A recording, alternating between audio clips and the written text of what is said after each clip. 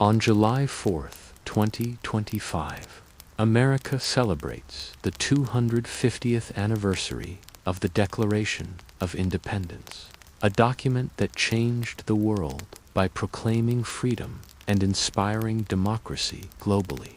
Signed in 1776, this bold statement by 13 colonies defied a king and birthed a nation. In this video, we'll explore its story in a way that's relaxing, educational, and perfect for unwinding or even falling into a deep sleep, whether you're a history lover or just want a calming story. This journey will teach you something new while soothing your mind.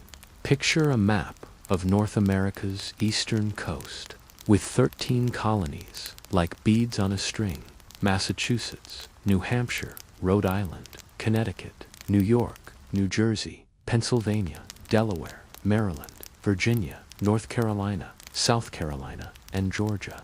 But they were far from Britain, over 3,000 miles across the Atlantic Ocean. A ship took 6 weeks to sail from London to Boston, carrying news, goods, or orders from the king.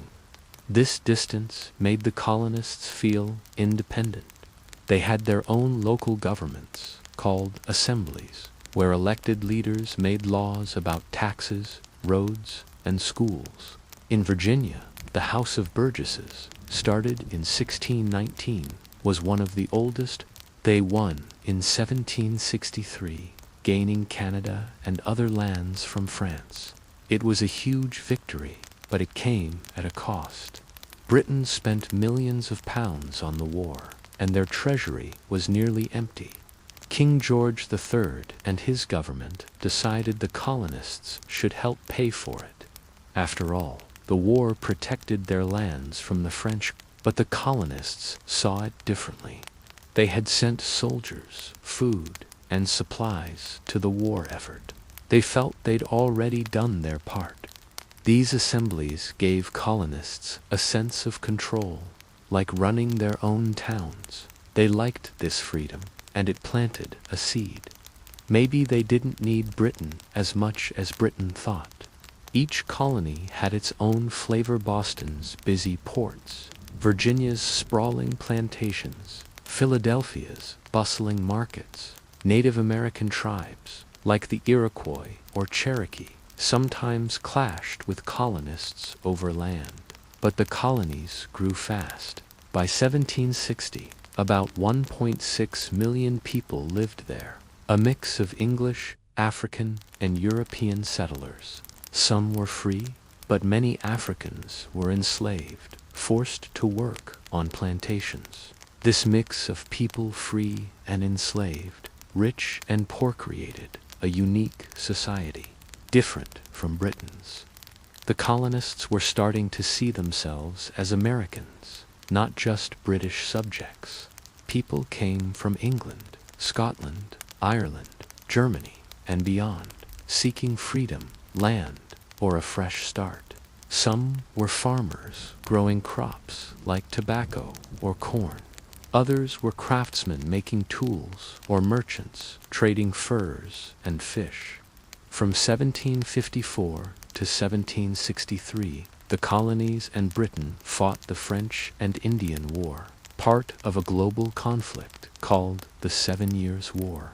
This wasn't just a fight between soldiers. It was a battle for control of North America. France, allied with Native American tribes, wanted land in places like the Ohio River Valley. Britain and the colonies wanted it too. Picture young George Washington, not yet a general, leading troops through thick forests to fight French scouts.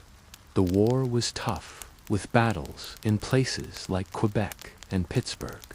I'm your name, and on my YouTube channel, History for the Tired, we bring history to life in a way that's easy to understand and relaxing to hear. Our purpose is to make learning fun and restful, so you can enjoy history while relaxing or drifting off. Subscribe to History for the Tired for more stories like this. Hit the bell icon, and let's dive into the epic tale of America's independence. Close your eyes and imagine a quiet evening in a colonial village. The year is 1760, and the air hums with the promise of change. The 13 American colonies, stretching from the rocky coasts of Massachusetts to the sunny fields of Georgia, are alive with people building new lives. Farmers plow their fields, merchants trade goods, and families gather in small wooden homes. But beneath this busy life, a storm is brewing. The colonists, ruled by Britain, are starting to feel trapped, taxed, and ignored. This is the story of why they wanted freedom, a tale of courage, ideas, and the fight for a better future. It's perfect for relaxing, learning, or drifting into a deep sleep. As we explore the roots of the rebellion that led to the Declaration of Independence in 1776, let us travel back in time in simple words that anyone can understand and uncover the events that changed history. A new world across the ocean in the early 1700s. The American colonies were a growing part of the British Empire. These colonists were proud to be British. They spoke English, drank tea, and followed British laws. Life in the colonies wasn't always easy. Winters in New England were harsh, and southern summers were hot and buggy. The French and Indian War, a turning point, the first big crack in the relationship with Britain, came with a war. The colonists fought hard alongside British soldiers, called redcoats because of their bright uniforms. This disagreement was the first sign of trouble.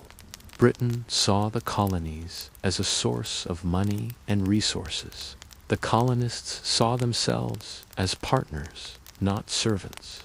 They didn't have anyone in Britain's Parliament to speak for them. Parliament in London made laws for the whole empire, but no colonist sat in its grand halls. This lack of representation made the colonists feel ignored, like their voices didn't matter. No one from the colonies voted in Parliament. They called this taxation without representation, a phrase that echoed through towns and taverns. People gathered to protest, from Boston's cobblestone streets to Charleston's sunny squares. In Virginia, a young lawyer named Patrick Henry gave a fiery speech, saying the king had no right to tax them without their consent. His words spread like wildfire. In Boston, redcoats marched through the streets, their muskets glinting in the sun. The colonists didn't like this. The soldiers were there to enforce Britain's laws, but they often caused trouble. They argued with locals, took jobs from colonists, and acted like they owned the place. Imagine walking past a group of soldiers who didn't respect your home. It felt like an invasion. It was a small spark, but it would soon grow into a fire. A crowd of colonists gathered outside a Boston customs house, shouting at a group of redcoats. They threw snowballs, sticks, and insults. The soldiers, nervous and outnumbered, fired their guns into the crowd. 5 colonists died, including Crispus Attucks, an African-American sailor. This event became known as the Boston Massacre. Britain passed the Tea Act, giving the East India Company control over tea sales in the colonies. Tea was a big deal. Everyone drank it, from farmers to rich merchants. But the Tea Act wasn't just about tea, it was about control. The colonists saw it as another way Britain was taking away their freedom. They refused to let the tea be sold. Led by men like Samuel Adams in Boston, they organized protests and boycotts. Paul Revere, a silversmith and messenger, created an engraving showing redcoats firing on innocent colonists. It wasn't entirely accurate, but it spread the story far and wide. The massacre made people fear Britain's power. It also brought the colonies closer together, as Virginia and New York sent letters of support to Boston. The idea of standing united against Britain was taking root. They refused to buy British goods like tea, cloth, or paper. In some towns, crowds burned effigies, dolls made to look like British tax collectors. In Boston, a mob attacked the home of a tax official, smashing windows and furniture. The protests were loud and bold, showing Britain the colonists wouldn't stay quiet. The Stamp Act, a tax that changed everything in 1765. Britain passed a law that lit the fuse of rebellion, the Stamp Act. This law taxed paper goods in the colonies, things like newspapers, legal documents, licenses, and even playing cards. Every time a colonist bought a newspaper or signed a contract, they had to buy a special stamp. The money went straight to Britain's treasury. Imagine opening your morning paper and seeing a tax stamp stuck on it, reminding you that a faraway government was taking your money. The colonists were furious. The boycotts hurt British merchants, who begged Parliament to back down. But Parliament passed another law, the Declaratory Act, saying they could make any law for the colonies they wanted. This was like a warning. Britain was still in charge. The colonists celebrated the repeal, but worried about what was coming next. The seed of rebellion was growing stronger. What made them angriest wasn't just the tax, it was the principle. They had no say in this law. Groups called the Sons of Liberty formed to fight back. The Stamp Act didn't last long. In 1766, Britain repealed it, but not because they wanted to be kind. The Boston Massacre, fear and anger in the streets, the tension kept building. To keep order, Britain sent more soldiers to the colonies. On March 5, 1770, a small argument turned deadly. The massacre shocked the colonies. Newspapers printed stories calling the soldiers murderers. The Boston Tea Party, a defiant splash. By 1773, the colonists were ready to act again. On December 16, 1773, in Boston, a group of colonists took bold action. Some dressed as Native Americans to hide their faces. They boarded 3 British ships in Boston Harbor and dumped 342 chests of tea into the water. They took away Massachusetts' right to govern itself, putting a British general in charge. They even said British soldiers could live in colonists' homes without permission. These laws didn't just hurt Boston, they scared every colony.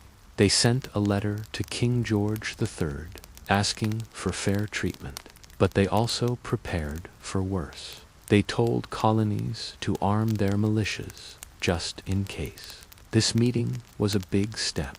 It showed the colonies could work together, not just as separate towns, but as a united group with a common goal, protecting their rights. In 1776, Paine's Common Sense would become a bestseller, but even in 1774, his ideas were spreading. His words captured the colonists' passion. They weren't just angry, they were hopeful. They dreamed of a new kind of nation, one where people had a voice. In April, British soldiers marched to Lexington and Concord, Massachusetts, to seize colonial weapons. Leaders like John Adams and Thomas Jefferson debated what to do. Some, like John Dickinson, wanted to stay loyal to Britain but demand fair treatment. Others, like Samuel Adams, wanted independence. The battles at Lexington and Concord made compromise harder. The Congress created the Continental Army, choosing George Washington as its leader. Washington, a tall Virginian with a calm voice, was a farmer and surveyor who had fought in the French and Indian War. He was the perfect choice to lead. The colonists were ready. Minutemen, local farmers, and shopkeepers trained to fight met them on the road. Shots were fired, and the Revolutionary War began. 8 colonists died in Lexington, but the battles showed the world the colonists would fight. These ideas gave the rebellion a purpose, turning it from a protest into a movement. Pamphlets were like today's social media short, powerful, and shared everywhere. In taverns and churches, colonists read about freedom and discussed what it meant. They started to believe they could build a government that listened to them, not a king who ignored them. Leaders in Virginia and Pennsylvania worried they could be next. The intolerable acts turned anger into action. The tea floated in the harbor, a symbol of defiance. This event, called the Boston Tea Party, was peaceful but powerful. No one was hurt, but the message was clear. The colonists wouldn't bow to Britain's rules. Britain was outraged. In 1774, they passed the Intolerable Acts to punish Boston. They closed Boston's port, stopping all trade. The First Continental Congress, a united front in September 1774. Leaders from 12 colonies met in Philadelphia at the First Continental Congress. Only Georgia didn't send anyone, but the others were there. Men like John Adams from Massachusetts, George Washington from Virginia, and Samuel Adams. They met in a grand hall, discussing how to respond to Britain's actions. Picture them sitting at wooden tables, writing letters by candlelight, their voices calm but firm. They were inspired by big ideas about freedom and rights. In Europe, thinkers like John Locke, Montesquieu, and Rousseau were writing about how people should live. Locke said everyone had natural rights: life, liberty, and property. He said if a government didn't protect those rights, people could rebel. These ideas crossed the ocean in books and pamphlets. The Congress agreed to boycott British goods: no tea, no cloth, no glass. Enlightenment ideas, the spark of freedom. The colonists weren't just fighting about taxes or tea. In the colonies, people like Thomas Paine and Benjamin Franklin wrote their own ideas. Patrick Henry, a Virginia lawyer, gave a famous speech in 1775, saying, "Give me liberty or give me death." The Revolutionary War begins. No turning back. By 1775, words weren't enough. The rebellion turned into war. The Second Continental Congress met in May 1775 in Philadelphia. The people of the rebellion, a diverse fight. The rebellion wasn't just about leaders like Washington or Adams. It was about ordinary people, farmers in Virginia, fishermen in Massachusetts, and shopkeepers in Philadelphia. All joined the cause. Women played a role too. They boycotted British goods, made clothes for soldiers, and even spied on British troops. Abigail Adams, John's wife, wrote letters urging him to remember women's rights in the new nation. The colonists faced a powerful empire, but they didn't give up. They protested, wrote, and fought because they believed in freedom. This story isn't just about the past, it's about courage and hope. Today, when we vote or speak out, we're continuing what they started. As you listen, let this story remind you that change is possible, even when it's hard.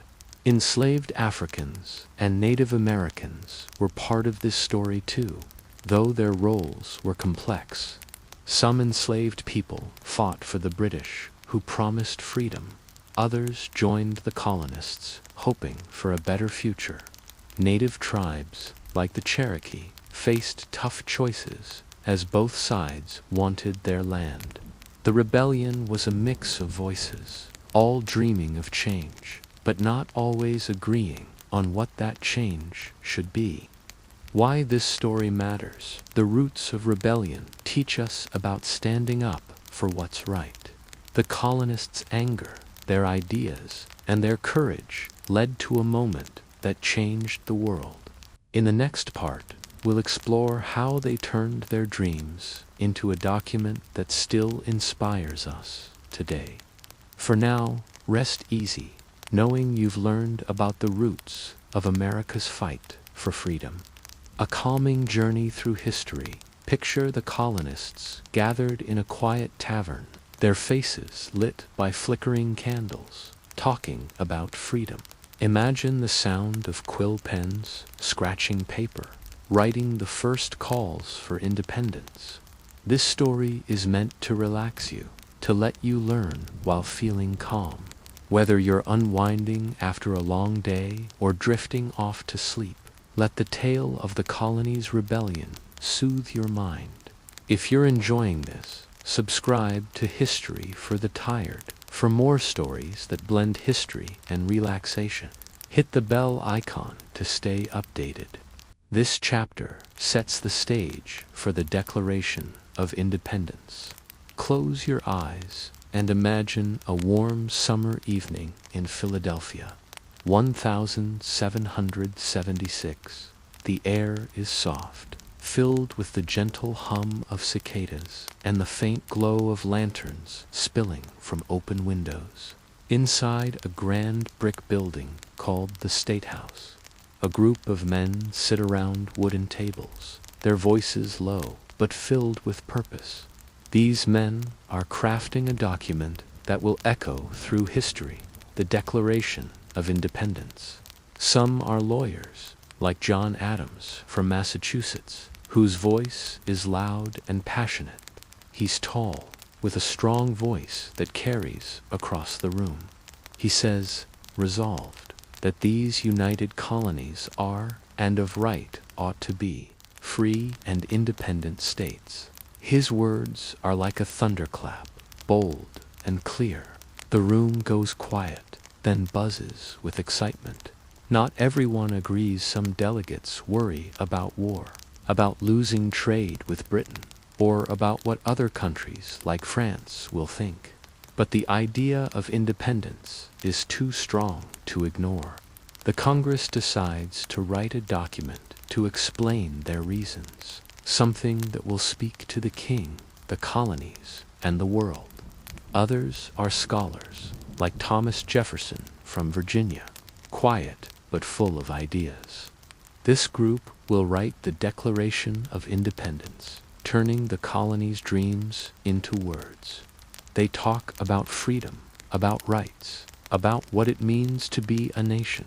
Picture the room filled with the smell of ink and paper, the sound of quills scratching, and the quiet murmur of voices. Some delegates speak loudly, their words full of fire. Others listen quietly, thinking deeply. They know this document isn't just for them, it's for their children, their grandchildren, and people like us 250 years later. The weight of this moment is heavy, but it's also hopeful, like a sunrise after a long night. Let this image settle in your mind, calming you as you learn about the men who shaped history. Imagine the delegates voting, their hands raised in the warm air, their faces serious but hopeful. This moment is the start of something huge, like a seed planted in rich soil. As you listen, let the thought of their courage calm your mind like a soft breeze on a summer night. You're learning about the birth of a nation, and it's okay to relax or even drift off as the story unfolds. There are farmers from Georgia, merchants from New York, and printers like Benjamin Franklin from Pennsylvania. Each man brings his own story, his own hopes, and his own fears. Some, like John Dickinson from Pennsylvania, want to stay loyal to Britain and find peace. Others, like Samuel Adams, believe only independence will bring true freedom. Picture them in their heavy coats and wigs, sitting at long tables, their voices rising and falling as they debate the future. This is the story of how they wrote it, who they were, and the ideas that shaped their words. It's a tale of courage, wisdom, and dreams of freedom told in simple words to educate and relax you. Whether you're unwinding after a long day or drifting into a deep sleep, let this story carry you back to 1776, where brilliant minds turned rebellion into a vision for a new nation. Feel the calm of history unfolding like a gentle wave lapping at the shore as we explore the minds behind America's most famous words. The Second Continental Congress, a gathering for freedom. It's June 1776, and the 13 American colonies are at war with Britain. The Revolutionary War began a year ago, in April 1775, when colonists and British soldiers clashed at Lexington and Concord, Massachusetts. Those battles were like a spark, lighting the fire of rebellion across the colonies. Now, the colonists know they can just fight. They need to explain why they breaking away from the British Empire. Picture the State House in Philadelphia, its tall windows letting in the golden light of summer. This is where the Second Continental Congress meets, a group of 56 delegates chosen from each colony to make big decisions. These delegates are a mix of people, like a quilt sewn from different fabrics. On June 7, 1776, a delegate named Richard Henry Lee from Virginia stands up. To do this, they form a small group called the Committee of Five. The Congress meets day after day, their debates stretching into the evening. The Committee of Five, a team of brilliant minds. The Committee of Five is a special group chosen to write the Declaration. Picture 5 men, each with his own strengths, working together like pieces of a puzzle. There's Thomas Jefferson, a 33-year-old lawyer from Virginia, known for his love of books and big ideas. John Adams, a 40-year-old from Massachusetts, is stubborn and passionate. Benjamin Franklin, at 70, is the oldest, a printer and scientist with a sharp wit. Picture John Adams walking through the State House, asking for opinions. Imagine Franklin telling a funny story to lighten the mood. These men know the Declaration must speak for all the colonies, not just one or two. They want every farmer, every shopkeeper, every family to feel connected to it. This teamwork is a lesson in itself. Working together can create something bigger than any one person could do alone.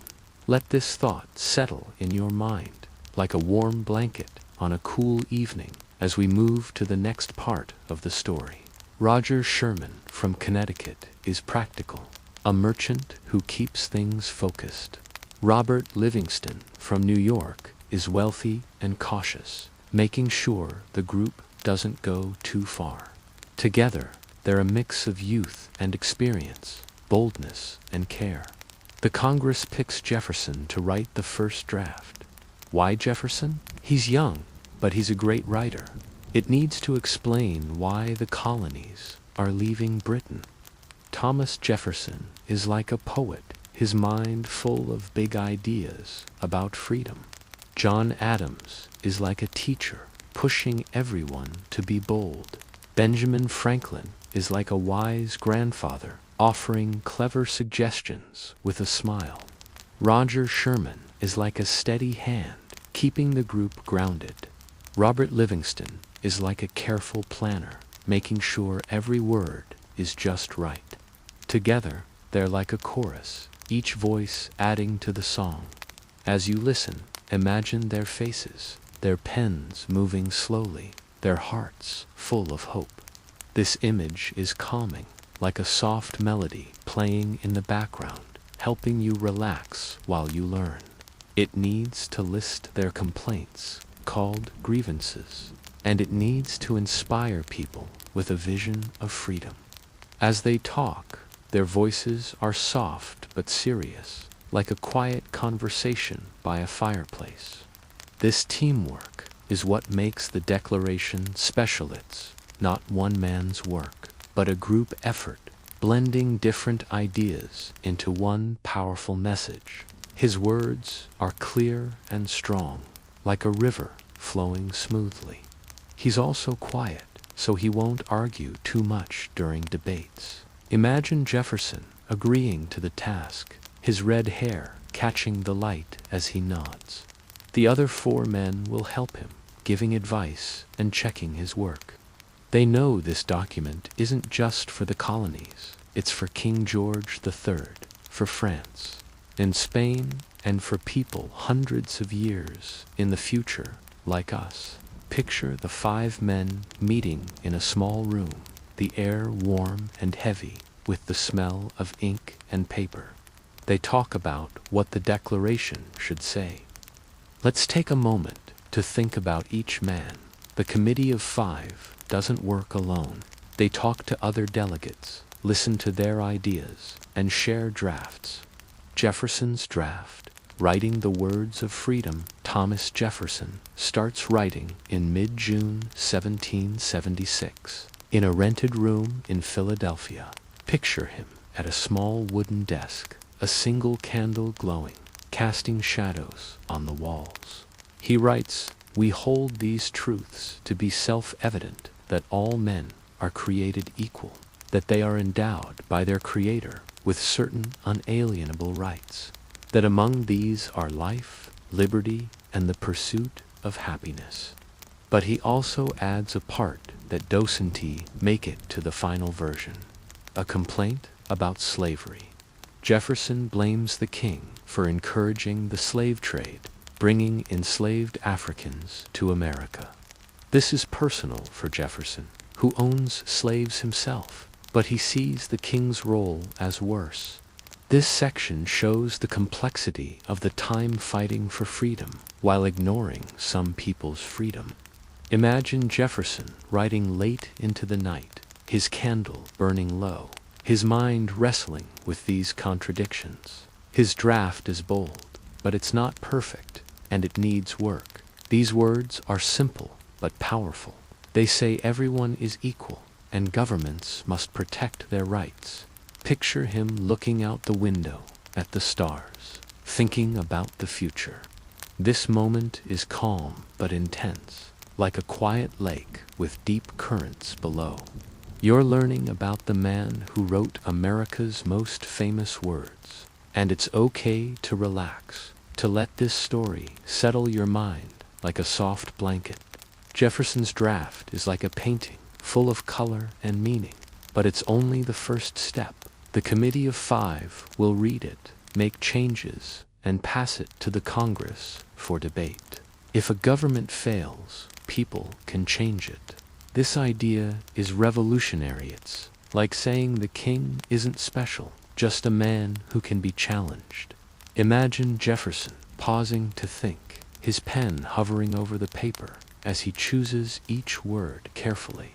His words are like a lighthouse, guiding the colonies toward freedom. The room is quiet, except for the scratch of his quill pen and the distant sound of horses outside. He writes 27 grievances, each one a reason why the king is unfit to rule. Picture him thinking back to the past decade, the Stamp Act taxing paper, the Boston Massacre killing 5 colonists, the intolerable acts closing Boston's port. He writes that the king has refused his assent to laws, the most wholesome and necessary for the public good. He says the king sent armies to control the colonies and tax them without their consent. Each grievance is like a brick in a wall, building the case for independence. Jefferson writes slowly, his hand steady, making sure every word is clear. Jefferson is tall and thin, with a thoughtful face and red hair. He's only 33, but he's read books by great thinkers like John Locke, who said people have natural rights, life, liberty, and property.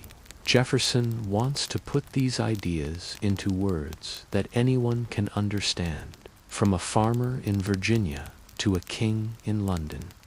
Jefferson's draft has three main parts. First, he explains the big ideas, why people have the right to form a new government. Second, Jefferson lists the colony's complaints against King George III. Third, Jefferson declares the colonies free. He says they have the right to form a new nation, separate from Britain. As Jefferson writes, his hand moves steadily, his mind focused. Let's pause to think about Jefferson's work.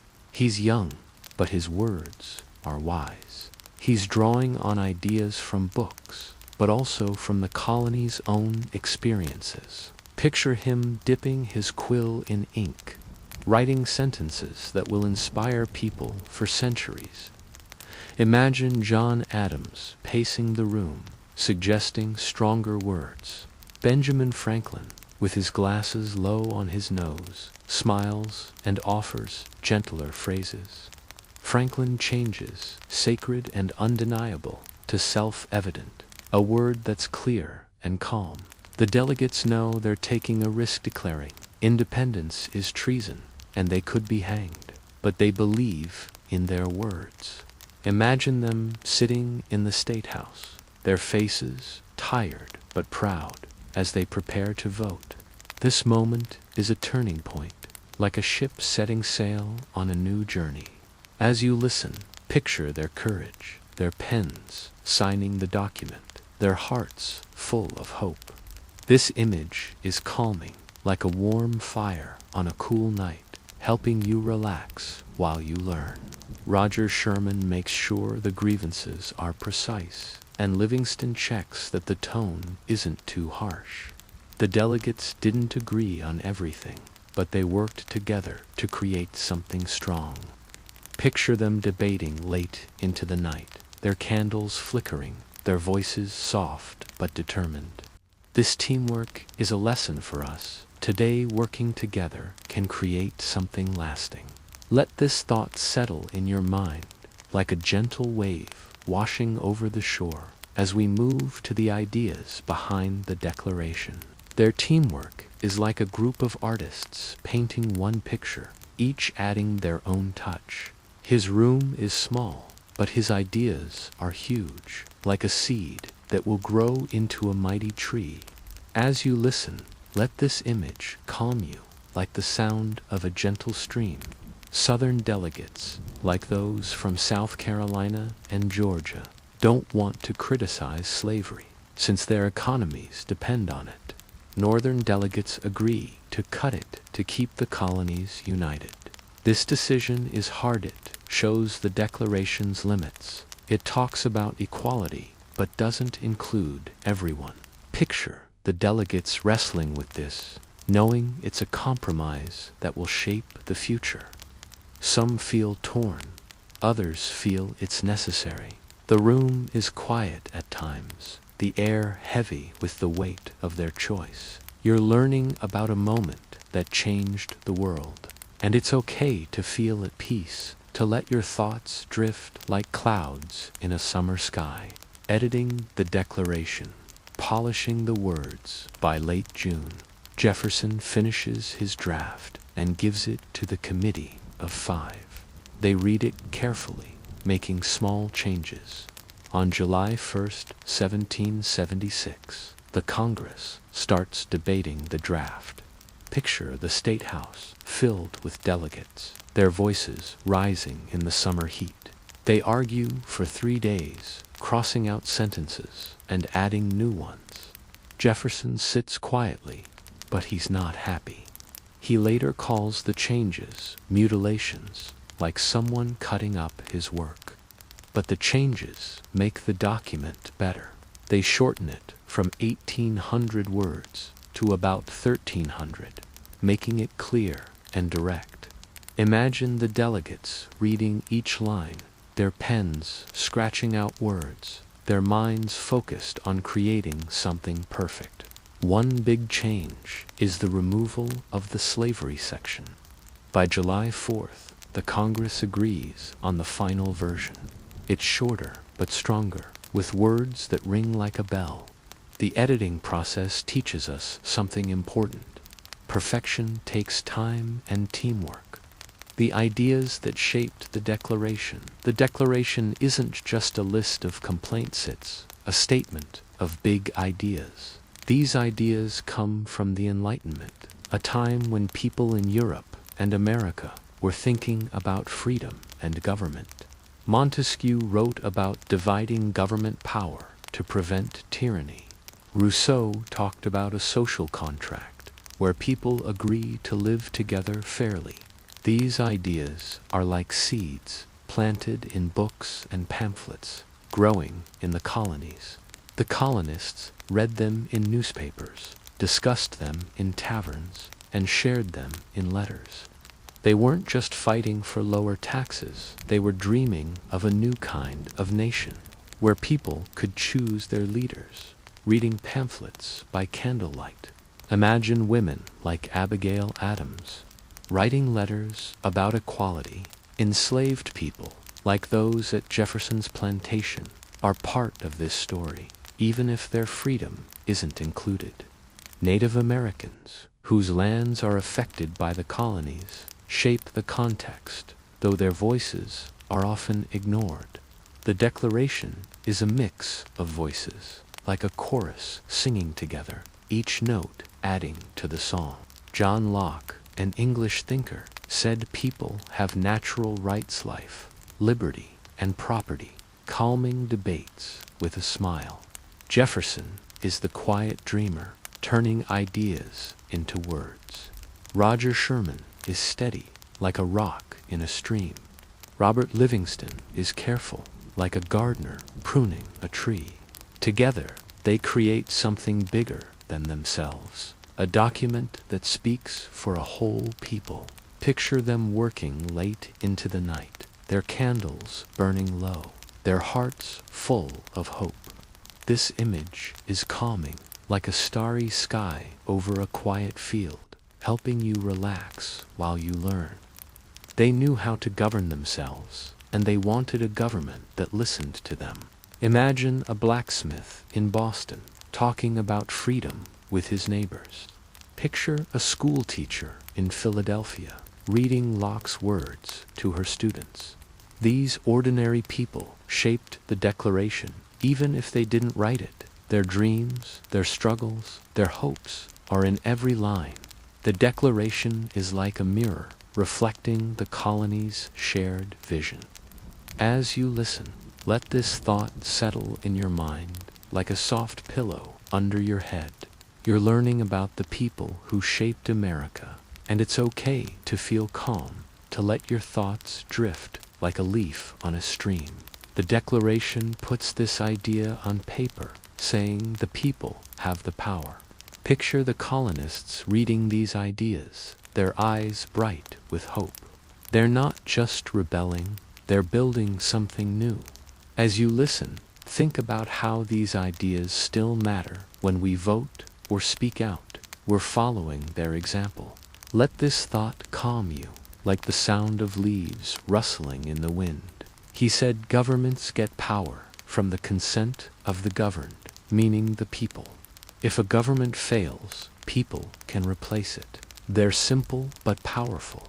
Everyone is equal, and governments serve the people. Imagine the delegates talking about these ideas. Their voices soft but excited.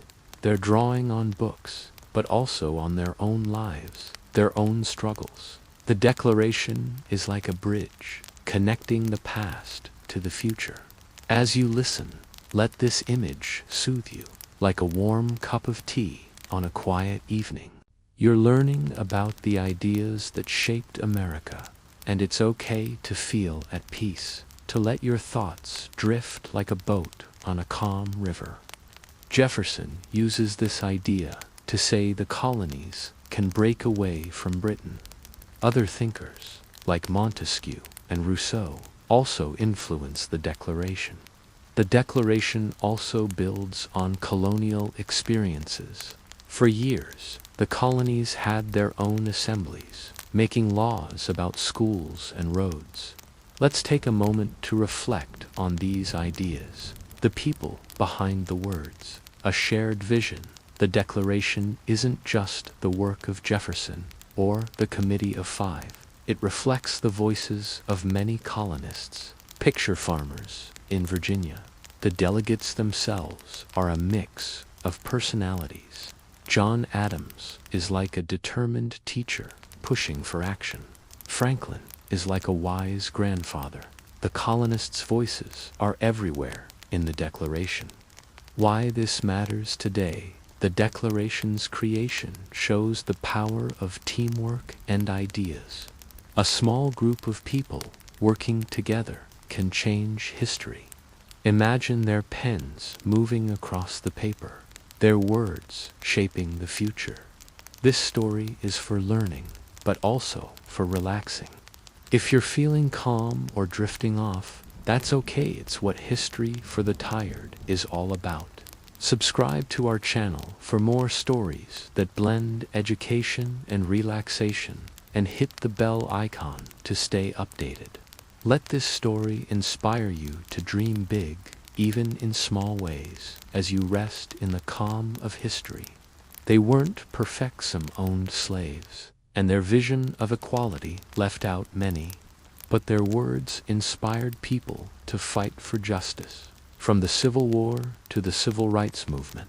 Today, when we stand up for fairness or vote, we're building on their work. This story reminds us that change starts with courage, even when it's not perfect. Picture the delegates' hope, their fear, their determination, a calming journey through history. Picture Jefferson's candle burning low, the ink drying on his draft. Imagine Franklin's gentle laugh as he suggests a better word. See the delegates, tired but proud, finishing the Declaration. This story is meant to soothe your mind while teaching you about the past. Whether you're unwinding or falling asleep, let it carry you like a boat on a calm river. The Declaration of Independence was a dream of freedom, written by people who believed in a better future. In the next part, we'll explore the moment the Declaration was signed and the courage it took. For now, rest easy, knowing you've learned about the minds behind America's most famous words. Close your eyes, breathe deeply, and let the story of 1776 wrap around you like a soft blanket. As you drift, think of the delegates' quiet determination, their words echoing through time, guiding us toward freedom. Picture a hot summer day in Philadelphia, July 1776. The sun shines brightly on the red brick State House, its tall windows reflecting the golden light. Inside, a group of men stand in a grand room, their faces serious but filled with hope. The air is thick with the scent of ink, paper, and determination. These men are about to make history by signing the Declaration of Independence, a document that declares the 13 American colonies free from British rule. The State House is the heart of this city, a place where important decisions are made. Picture wooden chairs arranged in rows, a large table at the front, and a fireplace that's cold in the summer heat. The delegates are a mix of ages and backgrounds. Young men like Thomas Jefferson, only 33, and older men like Benjamin Franklin, who's 70. Some wear wigs, a fashion of the time, while others have simple hair tied back. Their voices are soft but serious, like a quiet stream flowing steadily. They've spent weeks debating the Declaration, and now the moment has come to make it official. As you listen, imagine their faces, lit by candlelight in the evening, their eyes bright with courage. This image is calming, like a warm blanket on a cool night, helping you relax while you learn. It's where the colonists' assemblies met, where laws were written and where the idea of independence grew. For years, colonists have met here to make laws, argue about taxes, and plan their future. Now, they're taking the biggest step of all. Picture the room filled with the soft hum of voices, the scratch of pens, and the weight of history. This moment is like a seed about to sprout, ready to grow into a new nation. Let this thought settle in your mind like a gentle breeze as we explore the courage of the men who signed. Imagine the delegates walking to the State House each morning, their coats heavy in the summer heat, their minds racing with thoughts of freedom. They know they're doing something dangerous, declaring independence is treason and the punishment is death. Yet they come, day after day, driven by a dream of a new nation. This is the story of that moment, the courage it took, the risks they faced, and the legacy they left behind. Told in simple words, this tale is meant to educate and relax you, perfect for unwinding or drifting into a deep sleep. Whether you're a history lover or just seeking a calming story, let this journey take you back to 1776, where brave hearts changed the world. Feel the gentle rhythm of history, like a soft wave rolling over a quiet beach as we explore the signing moment in Philadelphia, the State House, a place of history. Let's set the scene. It's July 4th, 1776, and the Second Continental Congress is meeting in the Pennsylvania State House, now called Independence Hall. Picture a sturdy brick building with a steeple standing proudly in the heart of Philadelphia. The room inside is large, with high ceilings and wooden floors that creak underfoot. Tall windows let in the summer light, casting shadows on the walls. The delegates, 56 men from the 13 colonies, sit at long tables, their quill pens and papers scattered before them. The air is warm, and the windows are open, letting in the distant sounds of horse hooves and street vendors. Philadelphia is a busy city, the biggest in the colonies, with about 30,000 people. Its streets are lined with shops, taverns, and homes. The room where they meet is simple but grand. The State House isn't just a building, it's a symbol. It represents the colony's desire to govern themselves. The vote for independence, a bold decision before the signing. The delegates had to vote. On July 2nd, 1776, they made a historic choice to declare the colonies free and independent. Imagine the tension in the room that day. The delegates know that voting for independence means war with Britain, the most powerful empire in the world. They fear the war will be too hard, or that the colonies can't survive without British trade. Others, like John Adams, speak with passion, saying freedom is worth any risk. Now they prepare to sign it, to make their decision official. Picture them reading the final words, their voices soft but clear as they check every line. Picture the State House, the room quiet, except for the rustle of paper and the creak of chairs. The document is written on parchment, a large sheet made from animal skin, smooth and creamy.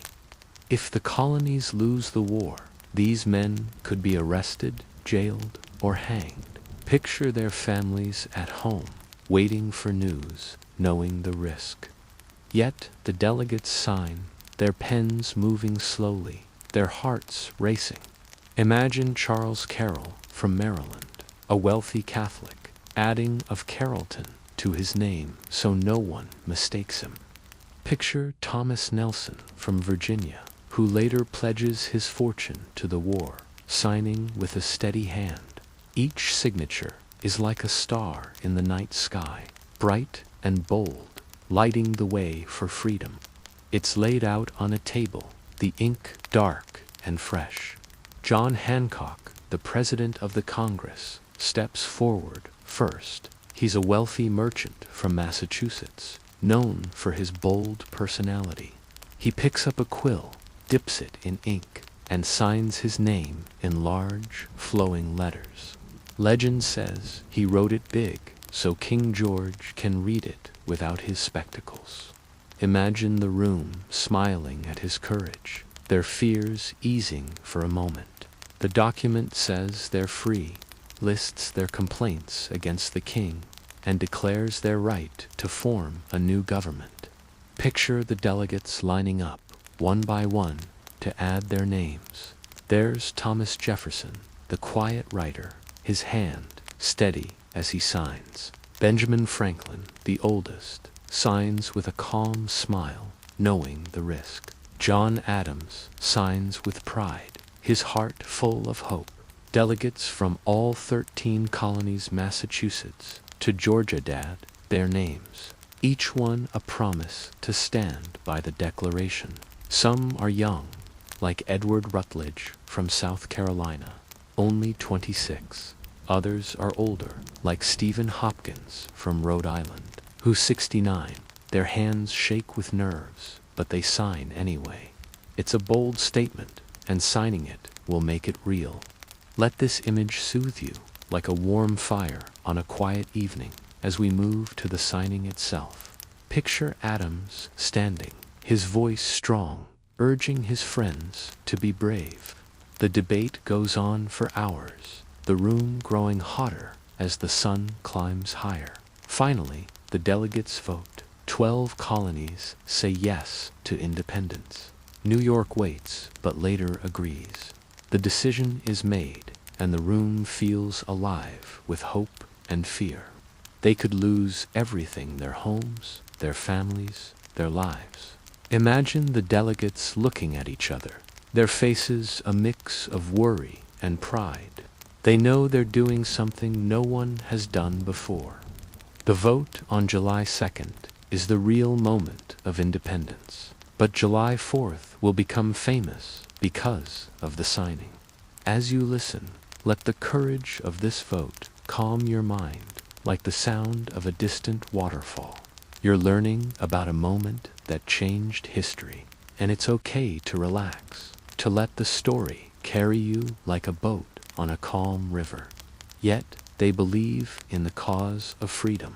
Picture Richard Henry Lee from Virginia, who first proposed independence on June 7th. His words, "free and independent states," still echo in their minds. The vote isn't easy. Some delegates, like John Dickinson, argue for peace with Britain. This vote is a turning point. It's not just about leaving Britain. It's about creating a new nation. The delegates don't stop after the vote. They've already edited Thomas Jefferson's draft of the Declaration, making it shorter and stronger. The signing, a moment of courage. On July 4th, 1776, the delegates gather to sign the Declaration of Independence. Hancock's signature is the first, but 55 others follow. Signing is dangerous. To Britain, this is treason. The signing doesn't happen all at once. While July 4th is the official day, some delegates sign later, in August, as they return to Philadelphia. But July 4th is the day the Congress adopts the Declaration, the day it becomes real. These men weren't soldiers. They were farmers, lawyers, and merchants. They had homes, families, and businesses to lose. Yet they signed, knowing the danger. Picture their faces, lit by candlelight, their eyes full of hope. This moment teaches us about bravery, about standing up for what you believe in. Picture the troops standing in a field, their muskets at their sides, listening to the words of freedom. In Boston, it's read from a balcony, the crowd cheering so loudly it echoes through the streets. In small towns, people gather in taverns and churches, reading the words by candlelight. The Declaration isn't just a document, it's a call to action, a promise of a new future. As you listen, imagine the excitement, the hope, the fear. Let this image calm you, like a warm fire on a cool evening, as you learn about the power of words. Let this thought settle in your mind, like a soft pillow, as we explore how the Declaration was shared with the world. Imagine a ship sailing across the Atlantic, carrying the parchment to London. King George III reads it and is furious, calling the colonists traitors. But in France, people like the idea of freedom, and it plants a seed for their own revolution years later. The Declaration is like a pebble dropped in a pond, its ripples spreading far and wide. Picture the words traveling from Philadelphia to Paris, from taverns to palaces. This thought is soothing, like a gentle breeze, helping you relax while you learn. Picture the room after the signing, the delegates tired but proud, their voices soft as they talk about the future. The parchment is folded carefully, ready to be shared with the world. The delegates weren't just signing a paper, they were risking their lives. Picture Thomas Lynch Jr. from South Carolina, only 26, signing despite his poor health. Imagine Caesar Rodney from Delaware, riding 80 miles through a storm to vote for independence, arriving tired but determined. Each delegate knows the British could hunt them down. Some, like John Hancock, are wealthy and have much to lose. Others, like Samuel Huntington from Connecticut, are less famous but just as brave. Picture a printer named John Dunlap working late into the night on July 4th. He's in a small shop, his hands covered in ink as he prints copies of the Declaration on large sheets of paper called broadsides. These copies are sent to the colonies, carried by riders on horseback. Imagine a rider galloping through the night, the broadside tucked safely in his bag, the stars above guiding his way. The words of the Declaration are about to spread like wildfire. As you listen, imagine their courage, their pens moving across the page, their dreams of a new nation. Picture hundreds of people gathered, their faces curious and excited. A man named John Nixon stands on a wooden platform, his voice clear as he reads, "We hold these truths to be evident." The crowd cheers, bells ring, and some fire guns into the air. It's a moment of joy, but also of fear. War is coming, and everyone knows it. Imagine the sound of the crowd, their voices rising like a wave, their hearts united in hope. This image is calming, like a gentle wave washing over the shore, helping you relax while you learn. Let's pause to think about the risk they took, sharing the Declaration, spreading the word. After the signing, the Declaration needs to reach the people. On July 8th, in Philadelphia, the Declaration is read aloud to a crowd outside the State House. The Declaration spreads to other colonies. In New York, George Washington reads it to his soldiers on July 9th. The Declaration also reaches other countries. Copies are sent to France, Spain, and Britain. The risks of signing, courage under pressure. Let's think about the courage it took to sign. The delegates' families are at risk too. Picture their wives and children waiting at home, wondering if soldiers will come. Some delegates, like Lewis Morris from New York, see their homes destroyed by British troops later in the war. The delegates pledge their lives, their fortunes, and their sacred honor. Picture them standing together, their voices soft but firm as they make this vow. They know the road ahead is hard, but they believe it's worth it. As you listen, let their bravery inspire you, like a warm glow in your heart. When we vote, protest, or speak out, we're following the delegates' example. Picture their signatures, each one a promise, each one a step toward freedom. Imagine the parchment, its words shining like stars, ready to light the way for a new nation. This story is meant to soothe your mind while teaching you about the past. Whether you're unwinding or falling asleep, let it carry you like a boat on a calm river. The signing of the Declaration was a moment of courage, a moment of hope, a moment that changed the world. This story teaches us about courage, about standing together, about believing in something bigger. As you listen, let this legacy calm you like a starry sky over a quiet field. You're learning about a moment that shaped America, and it's okay to relax, to let your thoughts drift like a leaf on a stream. This story is about standing up for what's right, even when it's scary. Let this thought settle in your mind like a soft wave as we explore the legacy of this moment. Others, like Thomas Hayward Jr. from South Carolina, are captured and imprisoned, yet they sign, believing in the dream of freedom.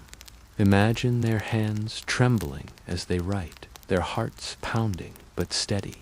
This courage is like a light in the darkness, guiding the colonies forward. The colonies are no longer just fighting against Britain, they're building something new. Picture the delegates leaving the State House, their steps light but careful, knowing they've changed history. The Declaration inspires the Revolutionary War, which lasts until 1783. It also inspires other countries, like France, where people start their own fight for freedom in 1789. The words of the Declaration Iquati writes, "Freedom become a beacon for the world." The signing isn't just a moment, it's a promise. The legacy of the signing, a lasting impact. The signing of the Declaration is a turning point, not just for the colonies, but for the world. Picture the parchment, its ink drying, its words ready to inspire. The Declaration gives the colonies a reason to fight, a vision to follow. It's read to soldiers, shared in towns, and sent across oceans. Imagine a farmer in Virginia hearing the words and feeling proud. Picture a woman in Boston reading it and dreaming of a better future. The Declaration isn't just for the delegates, it's for everyone. The signing also marks the start of a new nation.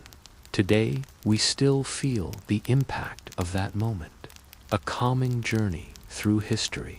Picture the State House at dusk, the candles flickering as the delegates sign their names.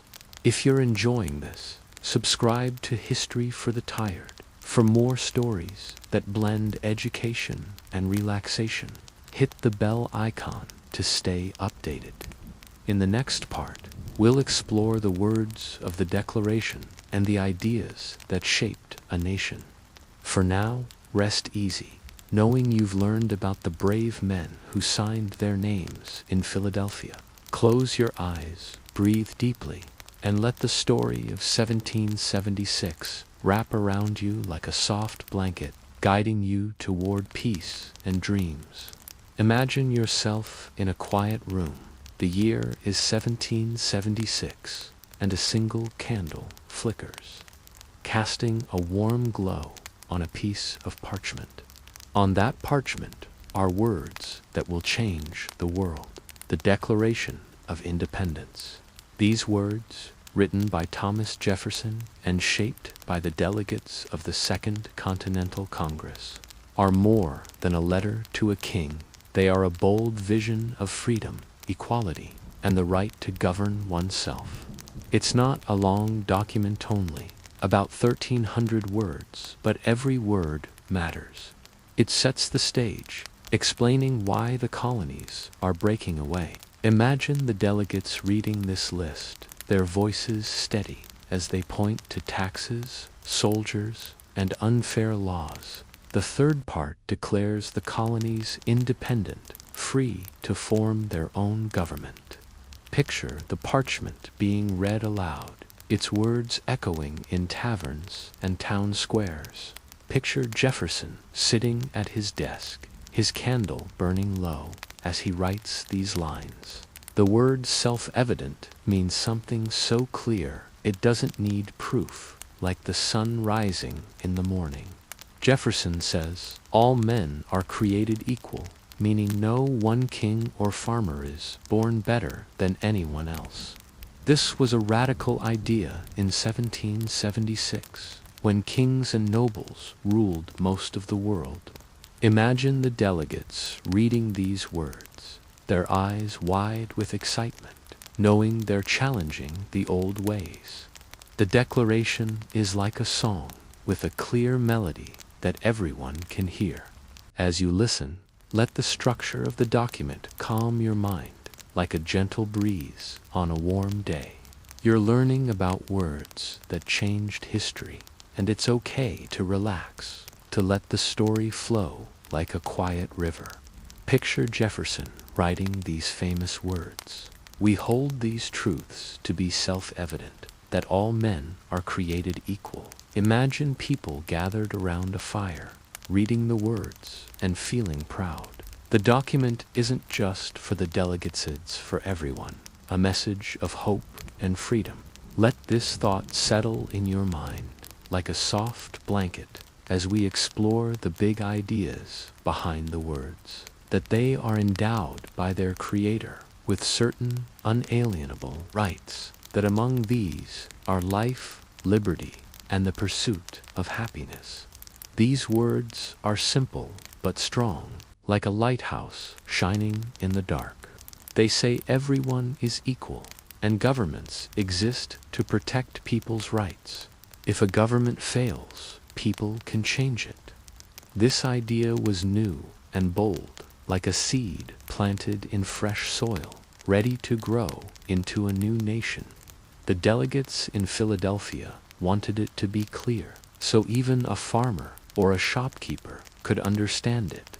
Imagine Thomas Jefferson, his quill moving slowly, choosing words that would speak to everyone, from the colonies to faraway kings. The Declaration has three main parts: a beginning that explains big ideas, a middle that lists complaints against the king, and an end that declares the colonies free. Each part is like a piece of a puzzle, fitting together to create a powerful message. This is the story of those words, the ideas behind them, and how they shaped a nation. Told in simple English, this tale is designed to educate and relax you, perfect for unwinding or drifting into a deep sleep.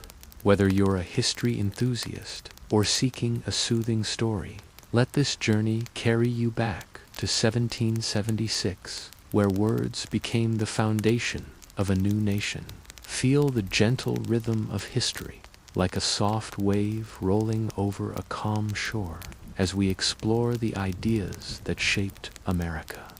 The structure of the Declaration, a clear message. Let's begin by picturing the Declaration itself.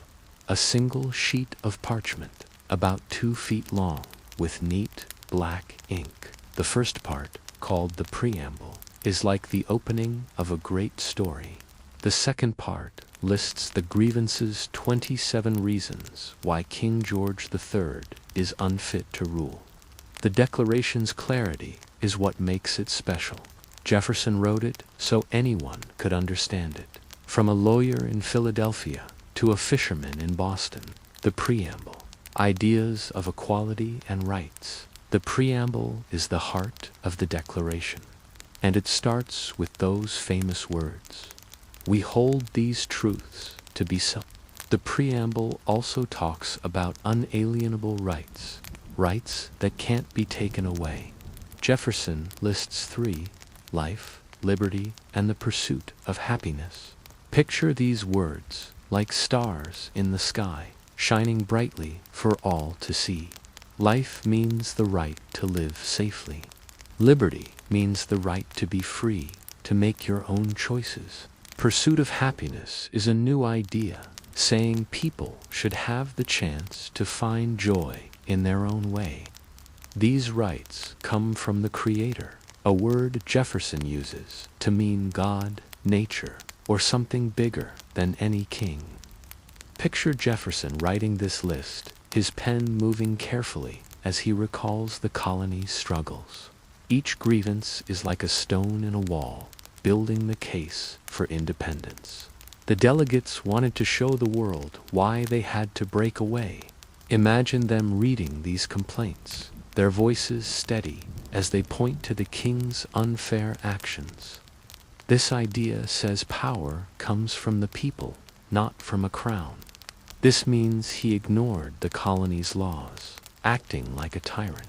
Another says he imposed taxes on us without our consent, pointing to taxes like the Stamp Act and Tea Act. Picture a merchant in Boston, angry about taxes he didn't vote for.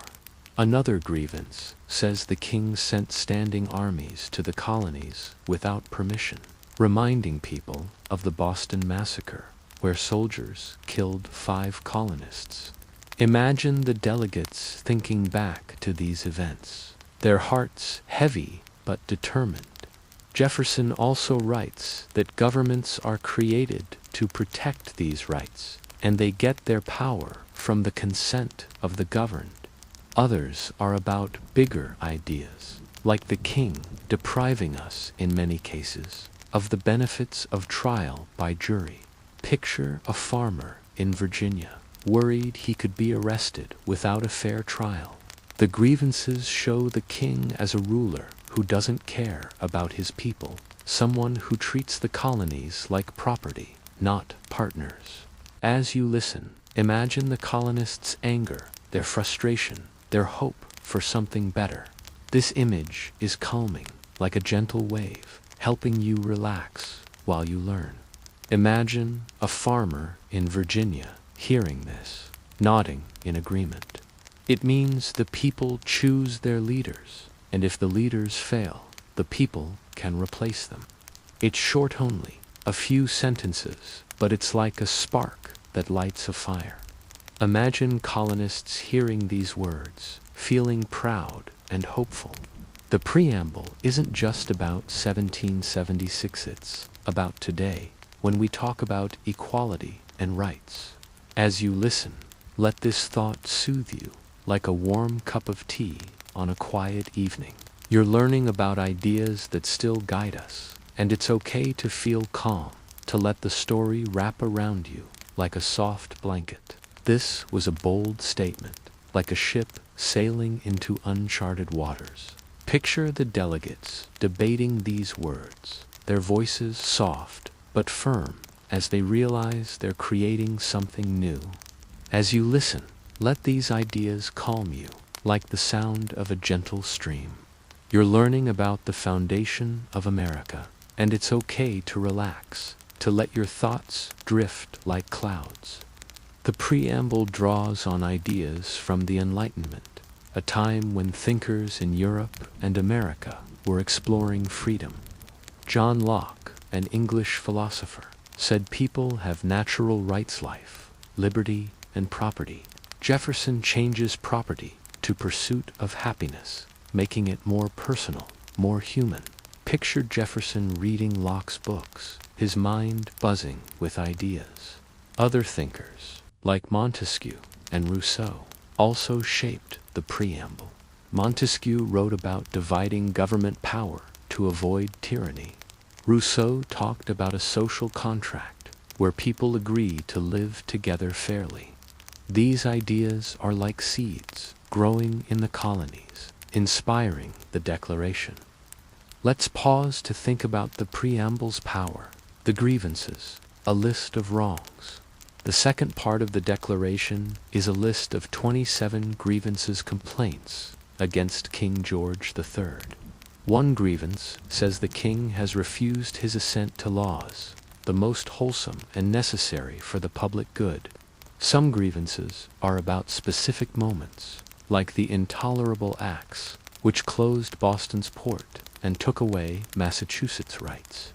The grievances aren't just a list, they're a story. They tell how the colonies tried to work with the king, sending letters and petitions, but he ignored them.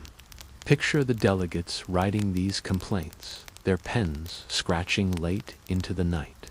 They want the world to know they didn't choose rebellion lightly, it was their last choice.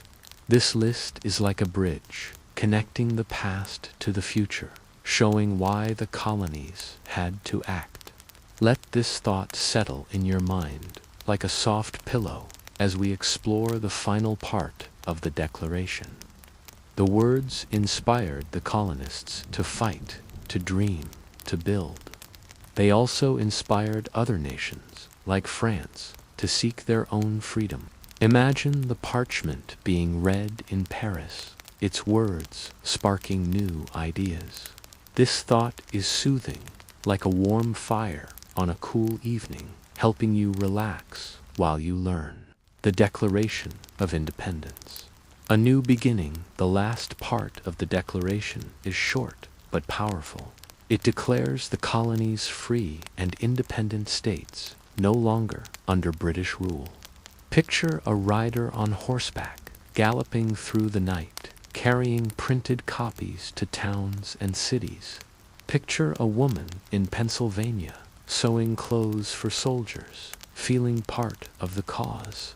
The Declaration isn't just for the delegates, it's for everyone, a promise of a better future.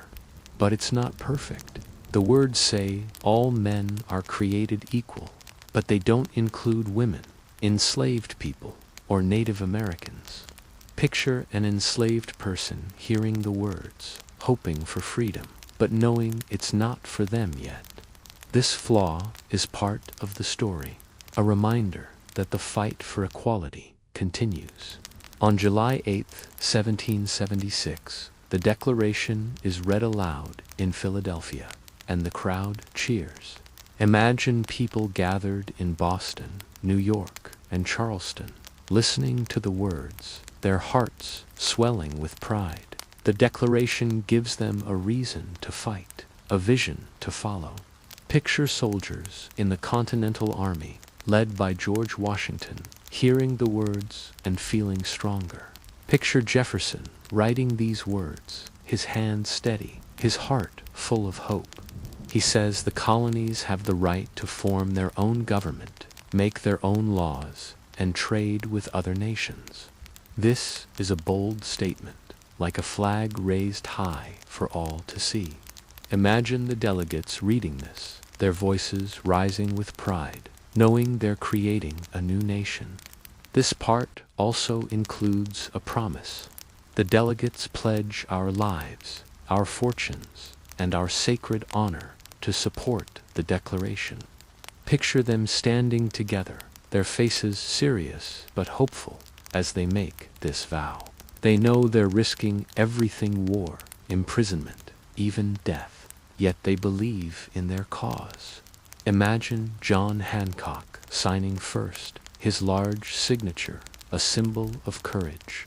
Picture Thomas Jefferson, Benjamin Franklin, and others adding their names, each one a step toward freedom. This moment is like a sunrise, bright and full of promise. The Declaration of Independence isn't just about leaving Britain, it's about starting something new. Picture the colonists hearing these words, feeling proud and scared at the same time. They're not just rebelling, they're building a nation where people can govern themselves. As you listen, let this idea calm you, like the sound of leaves rustling in the wind. You're learning about a moment that shaped America, and it's okay to relax, to let your thoughts drift like a boat on a calm river. Let's reflect on this part of the Declaration. It's short, but it's like a seed that grows into a mighty tree. The ideas in action, impact on the colonies. The Declaration's words didn't stay on the parchment, they spread like wildfire. The ideas of equality and rights inspire ordinary people. Imagine a farmer in Virginia reading the preamble and thinking about his own rights. The Declaration also shapes the war. It tells the world the colonies are serious, ready to fight for their freedom. Picture France and Spain reading the document, starting to think about helping the colonies. The words are like a beacon shining across the ocean, drawing allies to the cause. As you listen, let this image calm you, like a starry sky over a quiet field. Imagine Latin American countries, like Mexico, using the Declaration as a model for their independence in the 1800s. The words are like ripples in a pond, spreading far and wide. As you listen, think about how these ideas shape our world when we stand up for fairness. We're following the delegates' example. Imagine the delegates' voices reading the preamble, listing the grievances, declaring freedom. In the next part, we'll explore how the Declaration inspired the world, from France to today's democracies. For now, rest easy, knowing you've learned about the words that shaped a nation. Close your eyes, breathe deeply, and let the story of 1776 wrap around you like a soft blanket, guiding you toward peace and dreams. This story is meant to educate and relax you, to carry you back to 1776 with a gentle rhythm. Whether you're unwinding or drifting off to sleep, let it flow like a calm river. The Declaration's words are a promise of freedom, a vision of equality, a call to build a better world. This thought is calming, like a gentle wave, helping you relax while you learn. You're learning about words that changed the world. And it's okay to feel at peace, to let your thoughts drift like a leaf on a stream. The legacy of the words, a lasting impact. The Declaration's words are still alive today, 250 years later. Picture them being read at 4th of July celebrations, their ideas echoed in speeches and laws. The preamble's words equality, rights, consent of the governed are the foundation of America's government. Picture children learning the preamble, their voices reciting all men are created equal. Imagine a teacher explaining the grievances, showing how the colonists stood up to a king. The Declaration is like a light, guiding us through history. As you listen, let this legacy soothe you, like a warm cup of tea on a quiet evening. You're learning about ideas that still matter, and it's okay to feel calm, to let the story wrap around you like a soft blanket. Imagine people voting, protesting, or speaking out, all inspired by those ideas. The Declaration was NT perfected, left out many people, but it started a conversation about freedom that continues today. The words also inspired other nations. Picture the French Revolution in 1789, where people read the Declaration and dreamed of their own freedom. The Declaration's words are taught in schools, quoted in speeches, and celebrated every July 4th. A calming journey through history. Picture the parchment of the Declaration, its words shining like stars in the night sky. If you're enjoying this, subscribe to History for the Tired for more stories that blend education and relaxation. Hit the bell icon to stay updated. Picture a ship sailing across the vast Atlantic Ocean in 1776. Its sails catching the wind as it carries a precious cargo, a copy of the Declaration of Independence.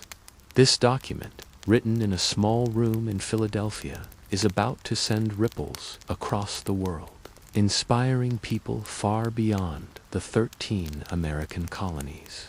Its words, quality, liberty, the right to govern oneself like a beacon, lighting the way for revolutions and democratic movements in distant lands.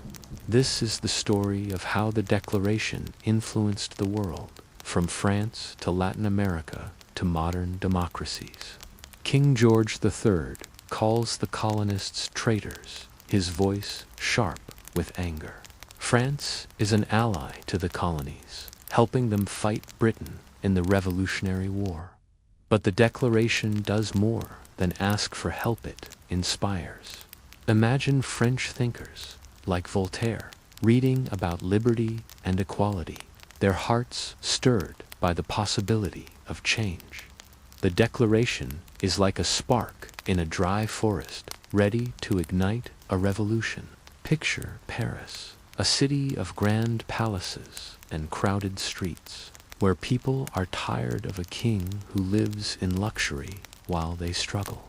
The French hear about the American Revolution, and the Declaration's words reach them like a song of hope. Imagine a French writer sitting in a cafe, reading the preamble about equality and rights. The words, "All men are created equal," are like a bell ringing, clear and strong, calling for change. As you listen, let the image of that ship sailing under a starry sky calm your mind like a gentle breeze. You're learning about a document that crossed oceans, and it's okay to relax, to let the story flow like a quiet river. But even in Britain, some people are curious. Imagine traders in Africa hearing rumors of a new nation fighting for freedom. The Declaration is more than a colonial document. It's a message to the world, saying people have the right to be free. Picture those words spreading like ripples in a pond, touching distant shores. This thought is soothing, like the sound of waves lapping at the beach, helping you relax while you learn. Imagine a London coffeehouse where thinkers and writers gather. Reading the Declaration's preamble, we hold these truths to be self-evident, that all men are created equal. These words, so bold and clear, spark whispers of change, even among those loyal to the crown. The idea that people can choose their own government is new, like a seed planted in rocky soil, waiting to grow. Told in simple English, this tale is designed to educate and relax you, perfect for unwinding or drifting into a deep sleep. Whether you're a history enthusiast or seeking a soothing story, let this journey carry you across time and oceans, where words of freedom change the course of history. Feel the gentle rhythm of history, like a soft wave rolling over a calm shore, as we explore the global impact of the Declaration of Independence. The Declaration's journey across the ocean. Let's begin in Philadelphia, July 1776. The ink is barely dry on the Declaration's parchment, and already it's on the move. Picture a printer named John Dunlap working late into the night, his hands stained with ink as he produces broadsides, large printed copies of the Declaration. These sheets are folded, tucked into saddlebags, and sent across the colonies by riders on horseback. But the Declaration's journey doesn't stop there. Imagine a ship docked at Philadelphia's busy port, its crew loading crates and barrels. Among them is a copy of the Declaration, carefully packed, headed for Europe. The ship sets sail, its wooden hull creaking as it crosses the Atlantic, carrying words that will shake empires. In London, the Declaration arrives like a storm. Picture British officials, their faces stern, reading the words of rebellion. Across the English Channel, the Declaration reaches France. Picture a French diplomat, his eyes scanning the parchment, his mind racing with ideas. The Declaration's words travel beyond Europe. Picture merchants in the Caribbean, reading the broadside in bustling ports. The French Revolution, a spark from America. The Declaration's biggest impact comes in France, where it helps light the fire of the French Revolution in 1789. In 1789, the French people rise up, demanding liberty and fairness. Picture crowds gathering in Paris, their voices loud, their banners waving. They write their own document, the Declaration of the Rights of Man and of the Citizen, inspired by America's Declaration.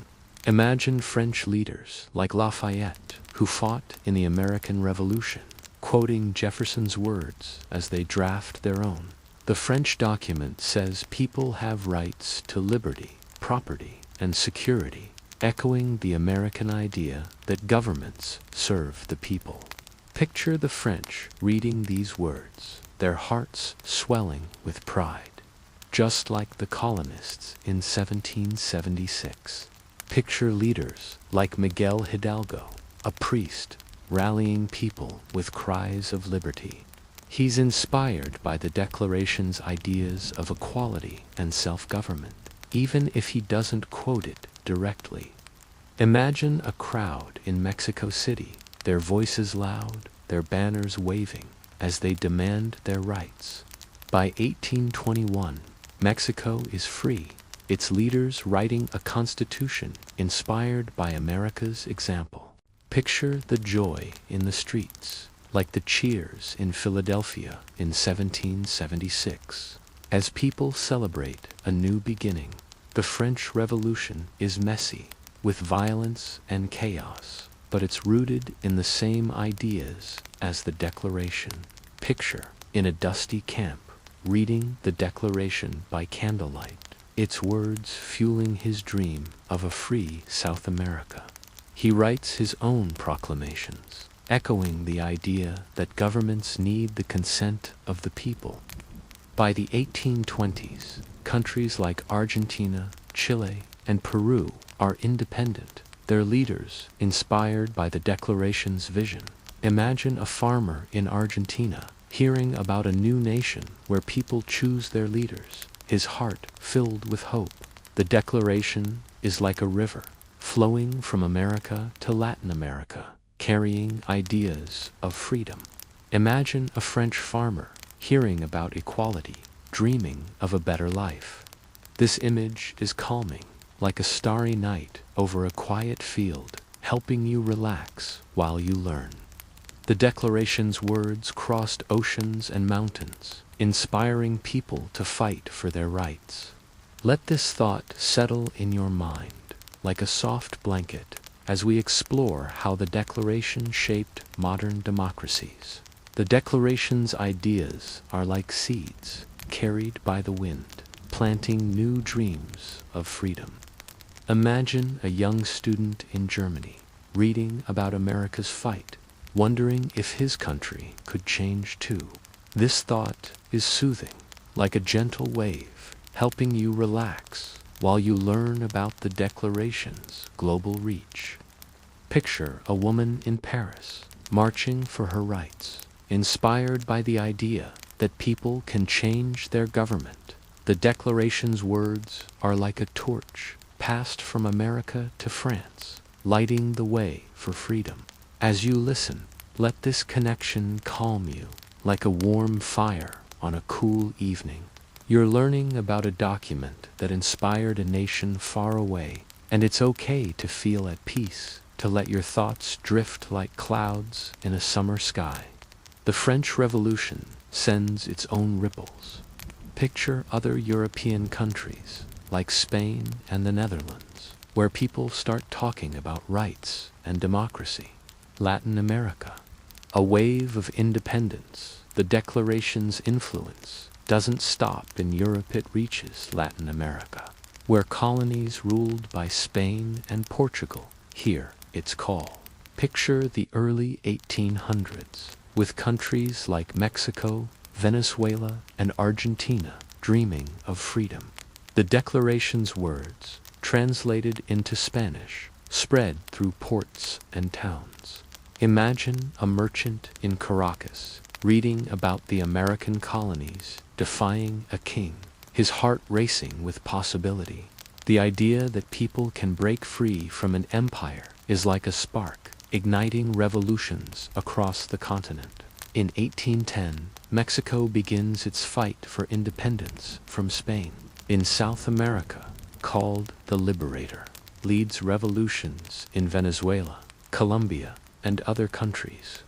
As you listen, picture these revolutions, their banners waving under bright skies, their people dreaming of a better future. Modern democracies, a lasting legacy. The Declaration's ideas didn't fade after the 1800s. They grew stronger, shaping democracies around the world. Picture the 20th century, when countries in Africa, Asia, and Europe looked to the Declaration for inspiration. Imagine a leader in India, like Mahatma Gandhi, reading about equality and rights, his mind buzzing with ideas for his country's independence from Britain.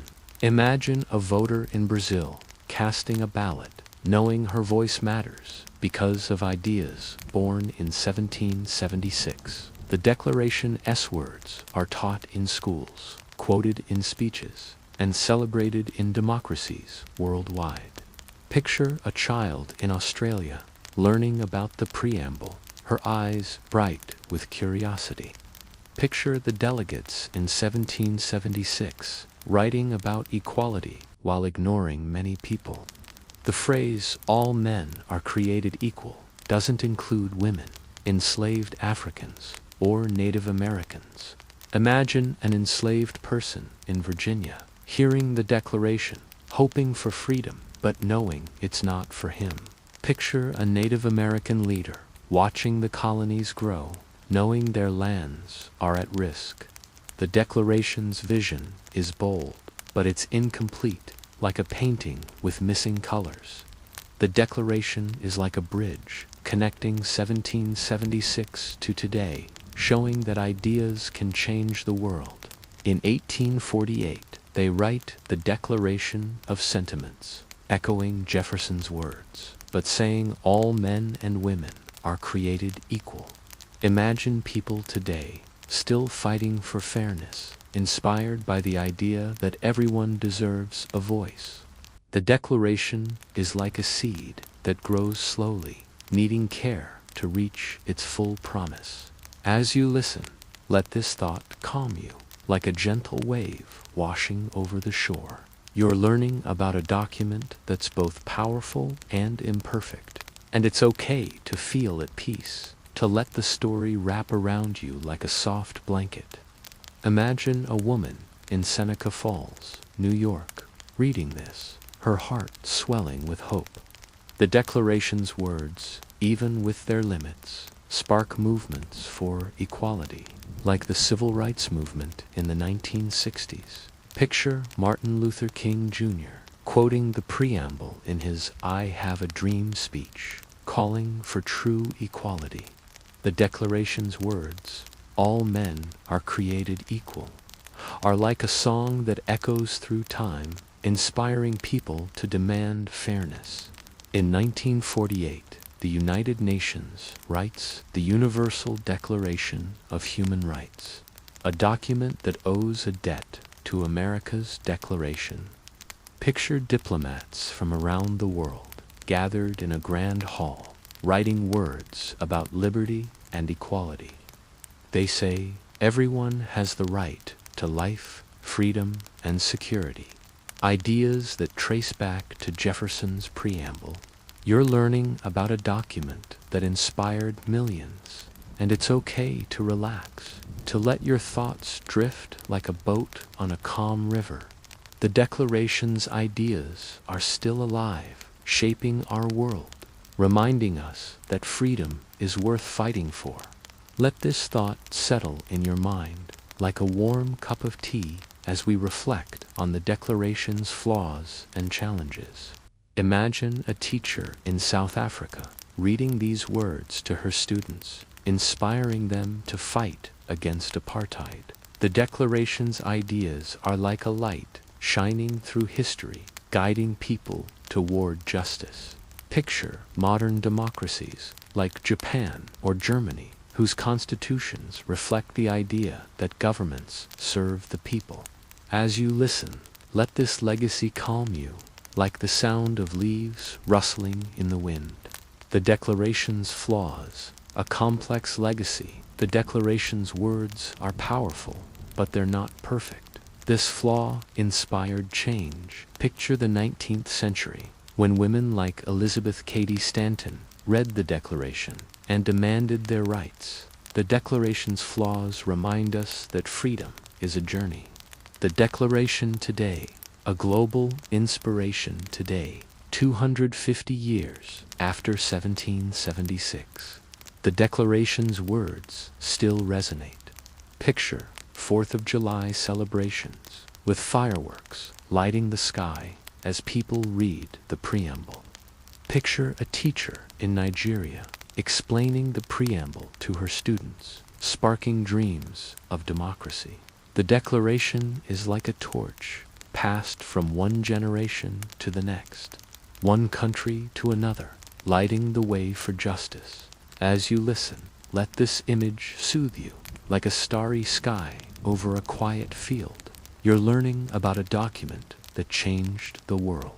And it's okay to relax, to let your thoughts drift like a leaf on a stream. In the next part, we'll explore the Declaration's lasting legacy in America today, 250 years later. For now, rest easy, knowing you've learned about the words that inspired the world. Close your eyes, breathe deeply, and let the story of 1776 wrap around you like a soft blanket, guiding you toward peace and dreams. Imagine students in classrooms learning about liberty and equality, their voices reciting Jefferson's words. Picture people marching for equality, their voices strong, inspired by the idea that all are created equal. Imagine a lawyer in a courtroom quoting the Declaration to defend someone's rights. Imagine the crowds in France, the revolutionaries in Latin America, the activists today, all inspired by a parchment from 1776. This story is meant to educate and relax you, to carry you across time and oceans with a gentle rhythm. Whether you're unwinding or drifting off to sleep, let it flow like a calm river. The Declaration of Independence is a global beacon, a call for freedom that echoes through history. The Declaration is like a song, its melody still playing, guiding us toward a better future. Let this thought settle in your mind like a warm fire on a cool evening as we close this chapter. The Declaration is quoted in protests, speeches, and laws, reminding us that governments serve the people. Picture a voter in a small town casting a ballot, knowing her choice matters because of ideas born in Philadelphia. The Declaration also inspires global movements. Imagine activists in Hong Kong holding signs about freedom, their words echoing the Declaration's call for self-government. The Declaration's words are celebrated every July 4th, but their meaning is alive every day. A calming journey through history. Picture that ship sailing across the Atlantic, carrying the Declaration's words to distant lands. If you're enjoying this, subscribe to History for the Tired for more stories that blend education and relaxation. Hit the bell icon to stay updated. Picture a warm summer evening in 2025 as fireworks light up the sky across America, celebrating the 250th anniversary of the Declaration of Independence. In towns and cities, from bustling New York to quiet rural fields, people gather to honor a document written in 1776. Its words, equality, liberty, the pursuit of happiness are more than history. They're alive, shaping how Americans live, think, and dream today. This is the story of the Declaration's legacy in modern America, how its ideas influence our laws, culture, and ongoing fight for fairness. Told in simple English, this tale is designed to educate and relax you, perfect for unwinding or drifting into a deep sleep. Picture a voter in a small town standing in line at a polling station, knowing her vote matters because of those ideas. Imagine a teacher explaining to her class how the Declaration inspired the Constitution, which shapes America's laws. The Declaration isn't just a piece of paper, it's a promise, a reminder that people have the power to shape their future. Picture the First Amendment, guaranteeing freedom of speech, religion, and the press. These freedoms come from the Declaration's call for liberty, the right to live freely. Imagine a journalist in 2025 writing a story without fear because of those words from 1776. Picture the Fifth Amendment, protecting people from unfair trials. Inspired by the Declaration's grievances against the King's unjust laws. The Declaration is like a seed, and the Constitution is the tree that grew from it, strong and tall. Let this thought settle in your mind like a warm blanket as we explore how the Declaration influences modern laws and rights. Whether you're a history enthusiast or seeking a soothing story, let this journey carry you through time, from 1776 to today, where words of freedom still guide a nation. Feel the gentle rhythm of history, like a soft wave rolling over a calm shore, as we explore the Declaration's lasting impact. Picture the delegates in Philadelphia, 11 years after the Declaration, writing the Constitution. They're inspired by the Declaration's words about equality and rights. Imagine James Madison, often called the father of the Constitution, reading the preamble, its ideas guiding his pen. The Constitution sets up a government of the people, by the people, for the people, echoing the Declaration's idea that power comes from the governed, a living document. The Declaration in 2025. Let us begin by imagining a 4th of July celebration in 2025. Picture families gathered in a park, children waving sparklers, their faces glowing under the fireworks. A speaker steps forward, holding a copy of the Declaration of Independence. Imagine a politician quoting the consent of the governed during a speech, reminding voters that power comes from them. The Declaration is read at ceremonies, taught in schools, and celebrated in communities. Its words are like a lighthouse, guiding Americans through challenges and changes. As you listen, imagine the parchment, its ink faded, but its message strong, still speaking to us today. This image is calming, like a gentle breeze on a summer night, helping you relax while you learn, and reads its famous words. We hold these truths to be self-evident, that all men are created equal. The crowd listens, some cheering, others quietly reflecting. These words, written by Thomas Jefferson 250 years ago, still resonate like a song that never fades. The Declaration isn't locked in a museum, it's a living document, its ideas woven into America's heart. In 2025, the Declaration is everywhere. Picture students in a classroom reciting the preamble, their voices soft but proud. The Declaration's legacy is in its ideas, equality, liberty, and the right to choose your government, shaping the Constitution, a foundation for freedom. The Declaration didn't create America's government, that came later, with the Constitution in 1787, but its ideas laid the groundwork. The Bill of Rights, the first 10 amendments to the Constitution, is like a child of the Declaration. In modern America, these ideas are alive in courtrooms and laws. Imagine a lawyer in 2025 quoting the Declaration to defend someone's rights. In 1776, all men are created equal didn't include women, enslaved people, or Native Americans. Picture the Constitution originally allowing slavery, a flaw that led to the Civil War. But the Declaration's ideas pushed America to change.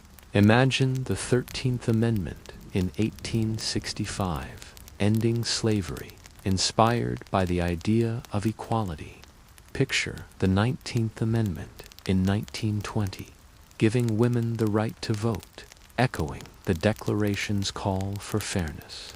Picture activists fighting for equal pay, their signs quoting the pursuit of happiness. Imagine advocates for LGBTQ+ rights, citing liberty as they demand fairness.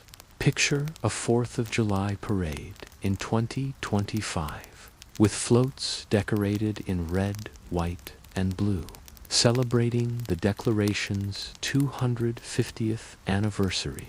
Imagine a Hollywood film about the revolution, with actors reciting life, liberty, and the pursuit of happiness. Picture a country song, its lyrics praising freedom, inspired by the Declaration's call for liberty. In schools, students memorize the preamble, their voices blending like a choir.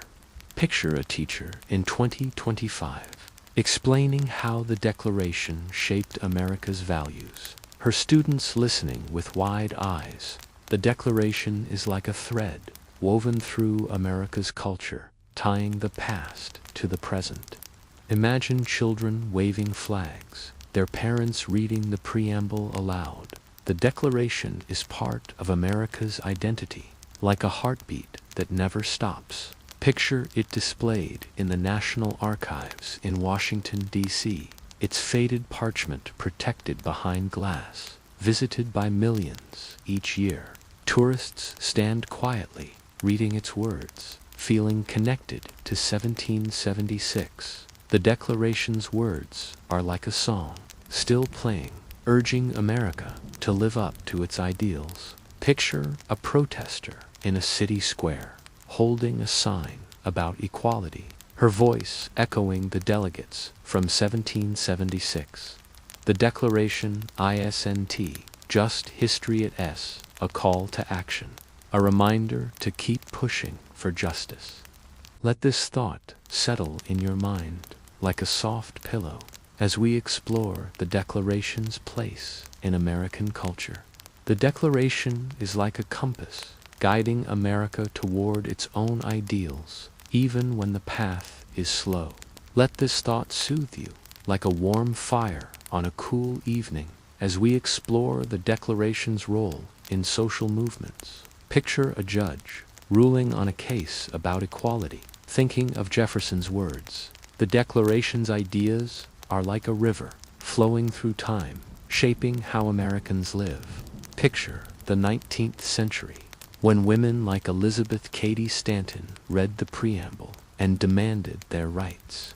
Picture Martin Luther King Jr. standing on the steps of the Lincoln Memorial in 1963, quoting, "All men are created equal," in his "I Have a Dream" speech.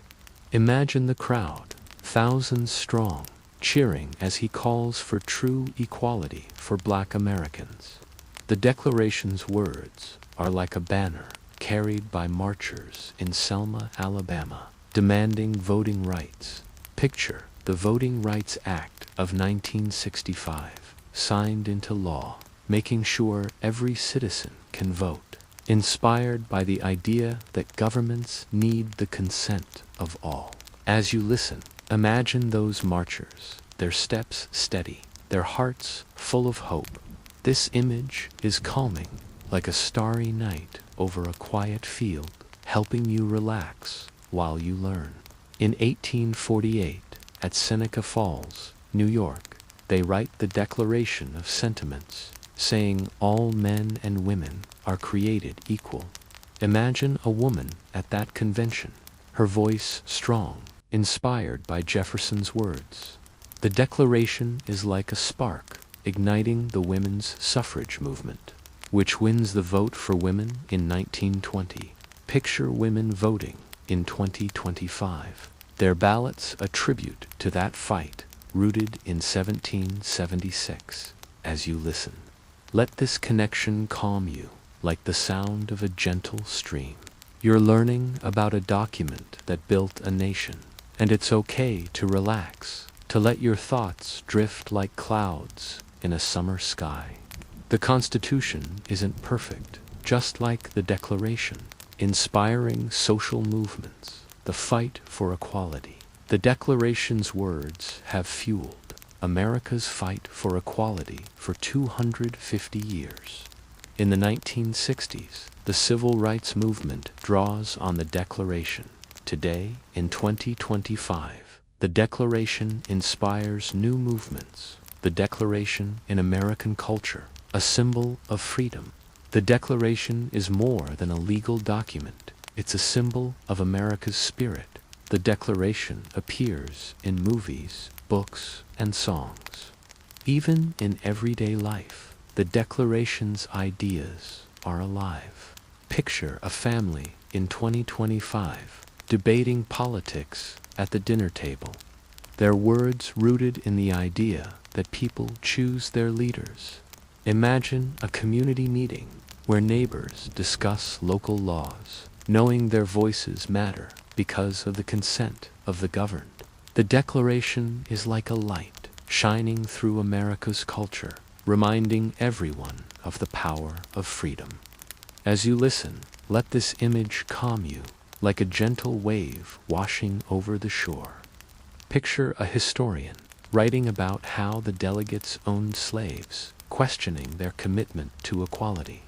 They're building on the Declaration, making its promise real for all. Imagine a community leader speaking about inclusion, her words echoing the idea that everyone deserves a chance. The Declaration is like a mirror, showing America's strengths and weaknesses, urging us to keep working. As you listen, let this thought calm you, like a starry sky over a quiet field.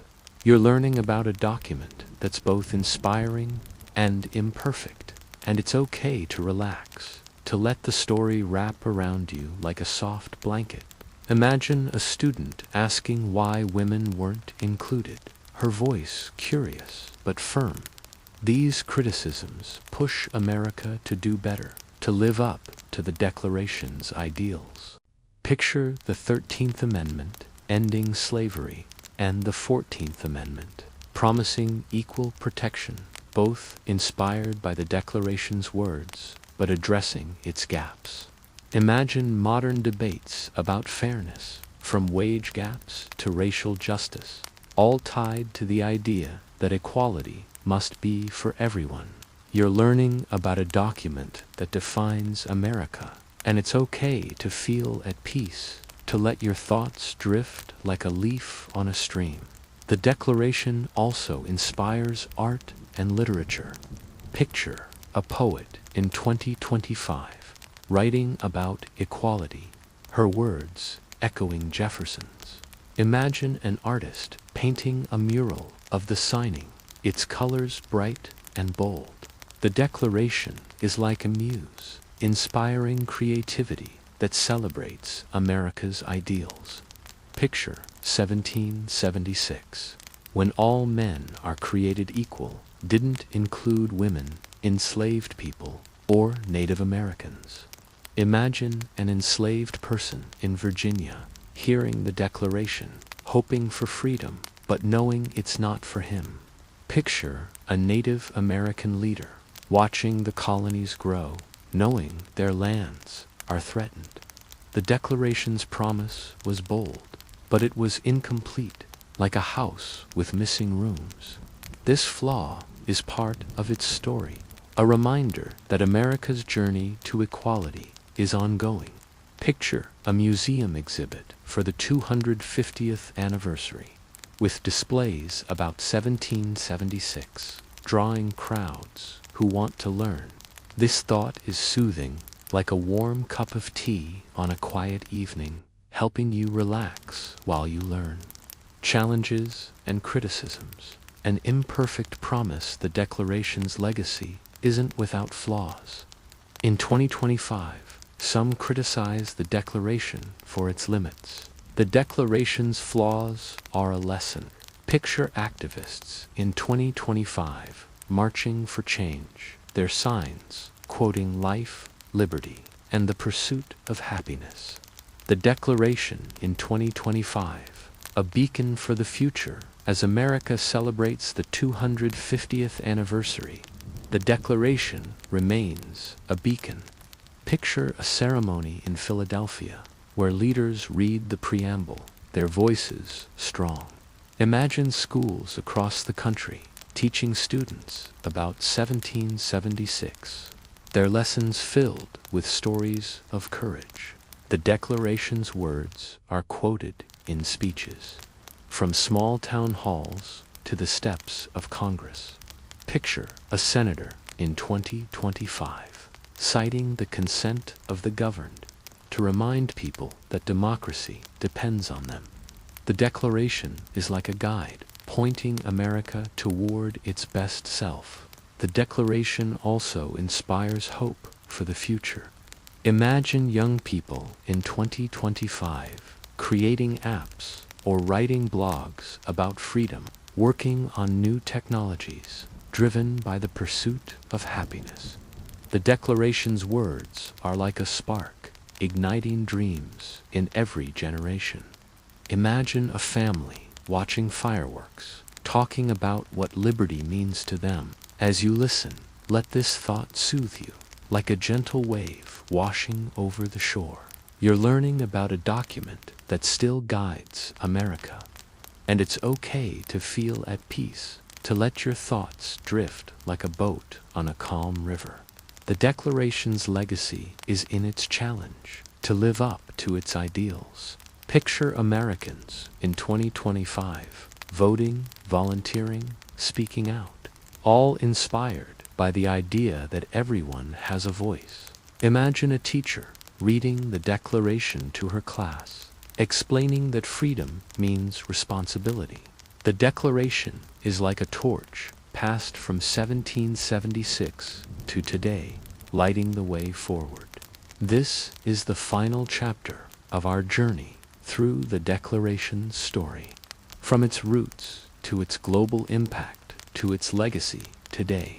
Rest easy, knowing you've learned about a document that shaped America and the world.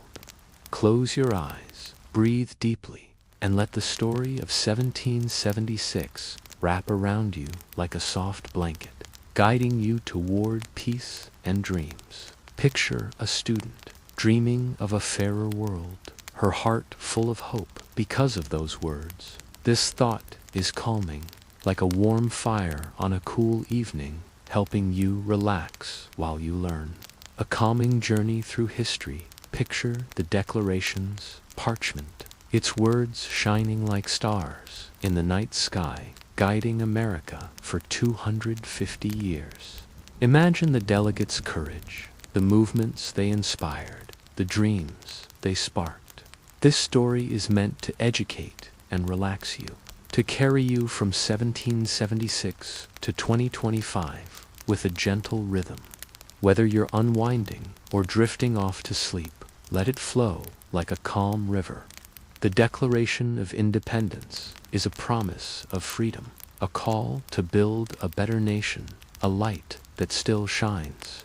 If you've enjoyed this series, subscribe to History for the Tired for more stories that blend education and relaxation. Hit the bell icon to stay updated.